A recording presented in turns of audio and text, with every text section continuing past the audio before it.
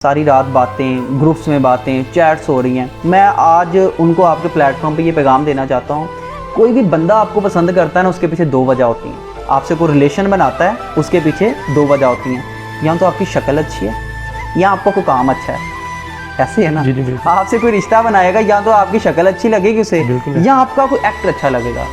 मेरा पुत्र, जब आप अपनी नींदर को ख़राब कर लोगे ना, आपकी शक्ल भी ख़राब हो जाएगी और जो काम उसको पसंद था ना, वो काम आप वैसे कर ही नहीं सकोगे। बहुत से जब पेशेंट्स आते हैं ना, तो नींद एक समझ लें कि एक बड़ी चीज़ है, एक नेमत है, एक नेमत है। और दुनिया में ना कोई भी रिश्ता मैं कह रहा हूँ, कोई भी रिश्ता इतना ज़्यादा अहम नहीं है जितनी ज़्यादा आपकी सेहत है। सेहत नेमत नहीं, हज़ारों नेमत में से सबसे बड़ी नेमत सेहत है आपकी। और आप यकीन माने, अगर आप आज किसी बात पर बिना तकलीफ हंस सकते हैं ना, ये बहुत बड़ी नेमत है। आप रात को करवट लेके सो सकते हैं, ये बहुत बड़ी नेमत है। बिल्कुल ऐसे ही है।